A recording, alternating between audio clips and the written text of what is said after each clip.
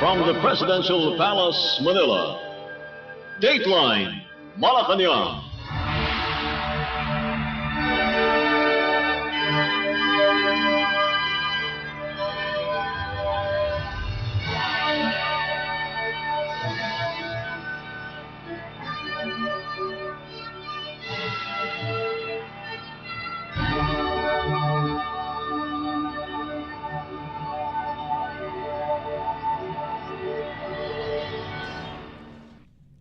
Good day.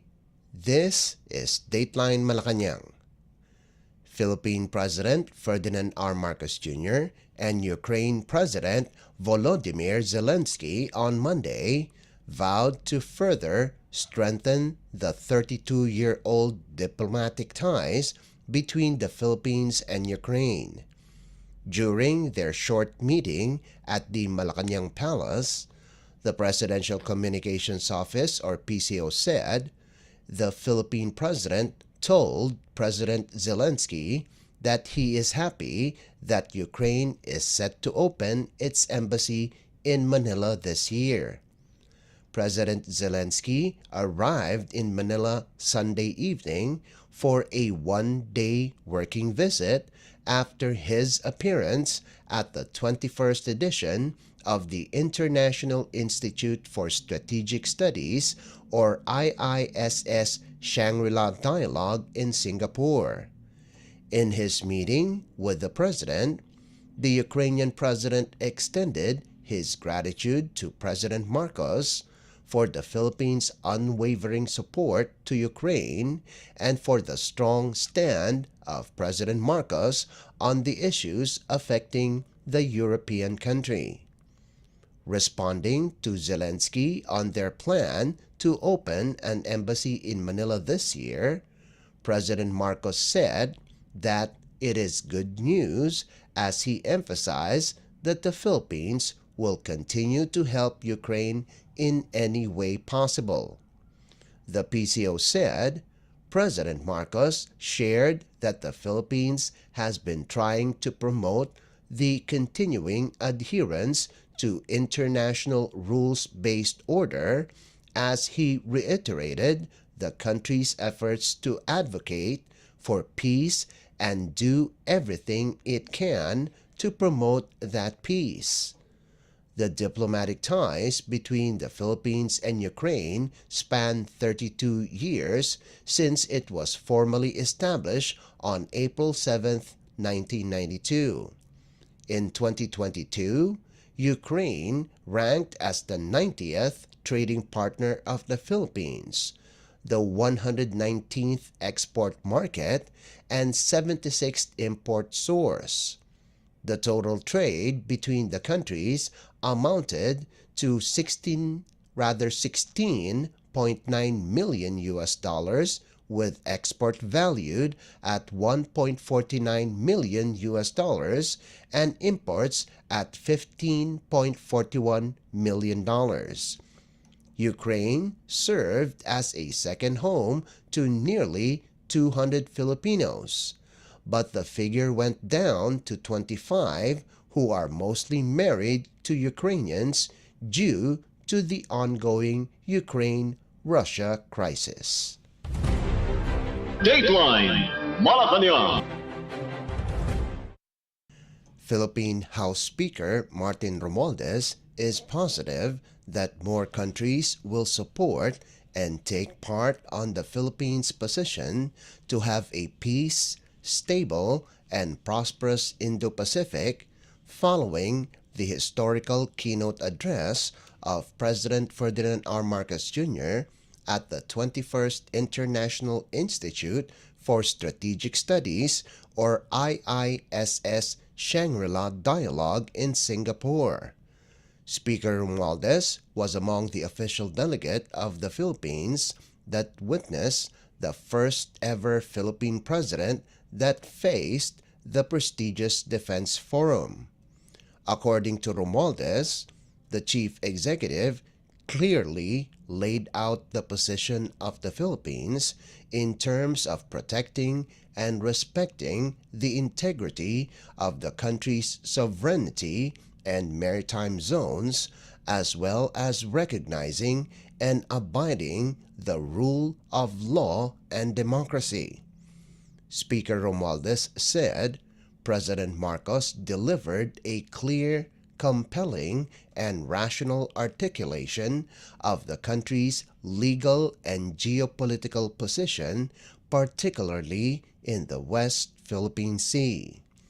The House Speaker again emphasized that Congress has the President's full support on its initiatives for the promotion of national interest, recognition of international law, and contribute to regional peace and stability, as well as strengthening the country's defense capabilities, especially in the midst of rising tensions in the West Philippine Sea.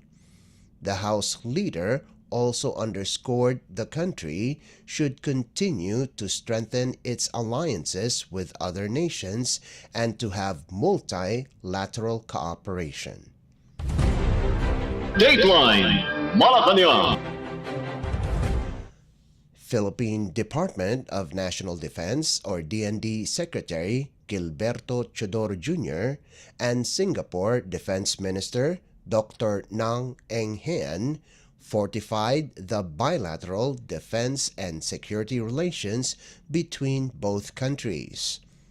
During their meeting at the sidelines of the 21st International Institute for Strategic Studies or IISS Shangri-La Dialogue in Singapore, Secretary Chodoro and Dr. Nang agreed to further strengthen cooperation related to regional security.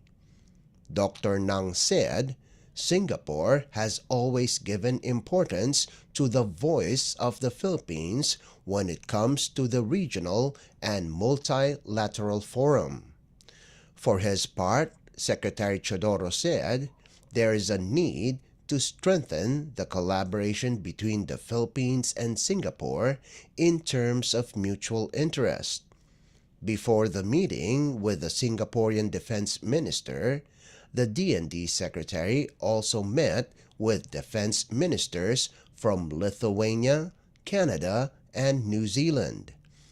Lithuania Minister of National Defense, Laurynas Kasčiūnas, offered defense and military training on cybersecurity, among others, for the Philippines.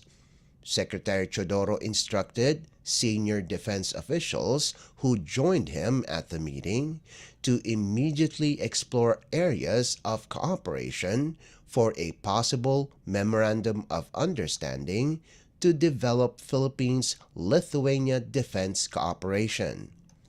Chodoro, through Kasčiūnas, also extended an invite for Lithuanians to visit the Philippines and for Lithuanian shipping companies to tap Filipino seafarers known to be among the most skilled in the world. Meanwhile, New Zealand Minister of Defense Judith Ann Collins said her country is deeply concerned with what is happening in the West Philippine Sea or WPS. They also discussed stronger defense cooperation, notably in the areas of engineering and logistics. In his meeting with Canadian counterpart Bill Blair, Defense Secretary Chodoro reaffirmed the long, enduring friendly relations between the two countries. Blair strongly lauded the Philippines for forging defense and security alliances with countries such as the United States, Japan, and South Korea. Dateline Malacañang. In a related story, Philippine Department of National Defense or DND Secretary Gilberto Chodoro Jr. thanked United States Secretary of Defense Lloyd Austin III for his support to the position of President Ferdinand R. Marcos Jr. to promote the rights of small states. During the bilateral meeting of the two officials at the sidelines of the 21st International Institute for Strategic Studies or IISS Shangri-La Dialogue in Singapore on Saturday, Secretary Austin extended his greetings to the President in his clear support on the position of the Philippines in the West Philippine Sea or WPS issue. Secretary Austin emphasized that the Philippines and the U.S. are both determined to keep the WPS free and open. For his part, Secretary Chodoro shared that the Philippines is continuing its efforts in strengthening its defense capabilities by using the comprehensive archipelagic defense concept. Earlier, U.S. Defense Secretary Austin hailed the Philippine efforts to protect and defend its territorial integrity and sovereignty and uphold international law despite the challenges in the Indo-Pacific region. This took place at the first plenary session of the 21st Shangri-La Dialogue in Singapore. Austin, in his remarks on the new convergence in the Indo-Pacific, noted how imperative it is for countries to ensure regional stability and that the rule of law must be upheld in the South China Sea and beyond. Secretary Austin echoed President Marcos's speech about the rule of law in the South China Sea, saying that every country, large or small, has the right to enjoy its own maritime resources and to freely sail and operate wherever international law allows. The U.S. Defense Secretary also commended such efforts by the Philippines and the leadership of President Marcos, who spoke so powerfully about how the Philippines is standing up for its sovereign rights under international law. Austin also expressed optimism on the power of both new and long-standing partnerships such as the alliance with the Philippines in achieving a free and open Indo-Pacific. Dateline Malacañang. The Philippines Department of Migrant Workers, or DMW, through its Migrant Workers Office in Osaka, Japan, or MWO Osaka, on Sunday, reported that there are no Filipinos injured in an earthquake that rocked the Noto Peninsula. The Japan Meteorological Agency, or JMA, reported that the earthquake, recorded at 4.8 magnitude, occurred at 6:40 Sunday morning Japan local time off the Noto Peninsula located at the northern part of Ishikawa Prefecture in Honshu, Japan's main island. MWO Osaka is working closely with Filipino communities and Japanese authorities to ascertain the safety and status of our overseas Filipino workers, or OFWs, in the region. MWO Osaka will continue monitoring the situation and keep the DMW head office posted on developments.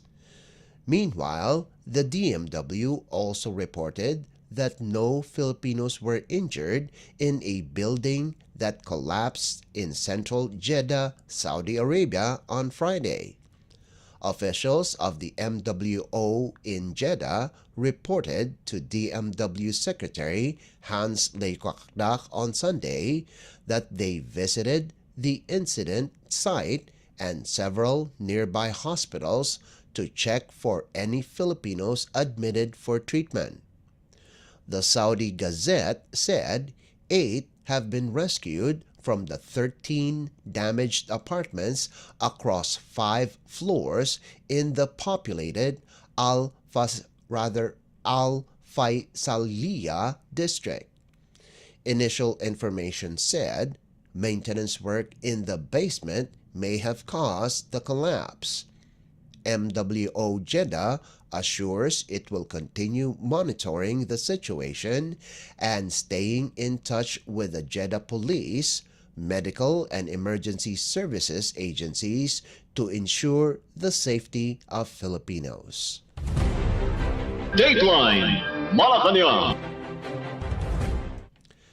The Teachers Dignity Coalition, or TDC, is eagerly waiting for the expected signing of Philippine President Ferdinand R. Marcos Jr. on a measure that will grant a 10,000 peso annual teaching allowance to all public school teachers. TDC National Chairperson Benjo Basas, who is also a Caloocan City teacher, is among those invited during the ceremonial signing of the law in Malacañang Palace on Monday. Under the measure, public school teachers will receive a 10,000 peso tax-free teaching allowance starting school year 2025 to 2026. According to Basas, even though the amount is not enough to provide the needs of teachers, this will lessen the burden of their everyday expenses. Basas mentioned that teachers usually shoulder the expenses such as printing materials, internet connection, among others. In relation to this, the TDC thanked the President as this law is a product of the collaborative efforts of teachers and lawmakers. Basas hopes to have a conversation with the Chief Executive to follow up on the request of teachers to have their salaries increased. Dateline Malacañang. Philippine Department of Agriculture, or DA Secretary Francisco Chu Laurel Jr. outlined to Brunei businessmen the huge potential of Philippine agriculture. The Secretary emphasized that growing domestic market, export prospects, abundant natural resources, and investor-friendly business environment in the country. Secretary Laurel is with President Ferdinand R. Marcos Jr. during his meeting with Brunei businessmen during his state visit to the country last week. The President discussed the country's aim of deepening its diplomatic and economic relations between both countries, who are also members of the Association of Southeast Asian Nations, or ASEAN.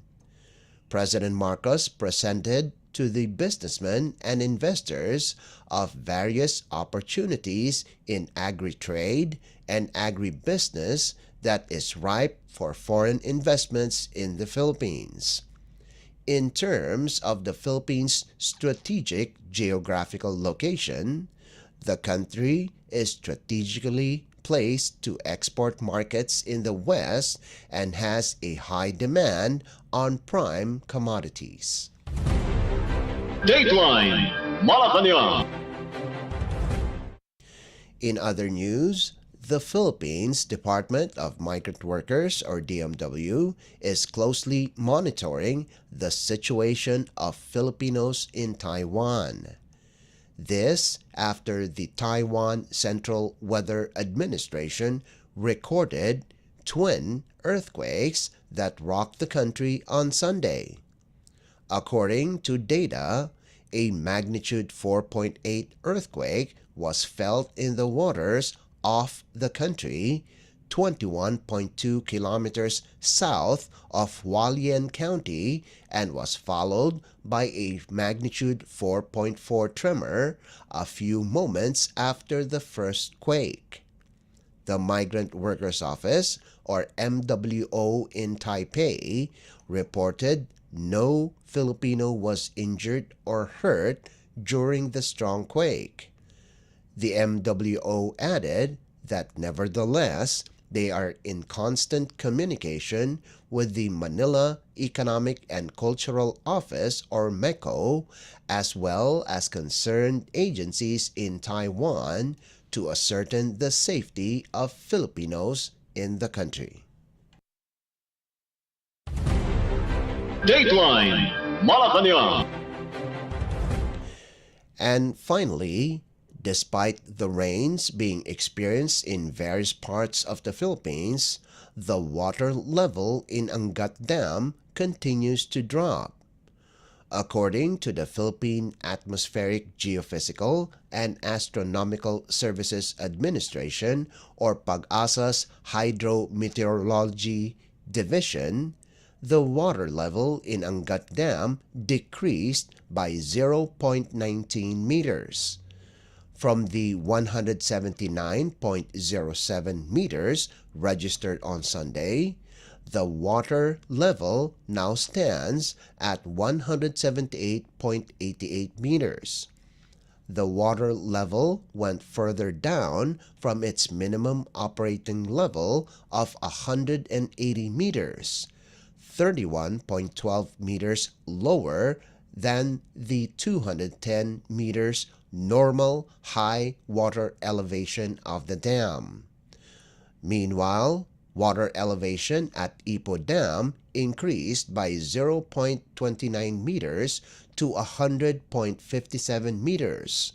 La Mesa Dam stayed at its level of 75.54 meters, while Ambuklao Dam had a slight decrease of 0.01 meters to 740.87 meters.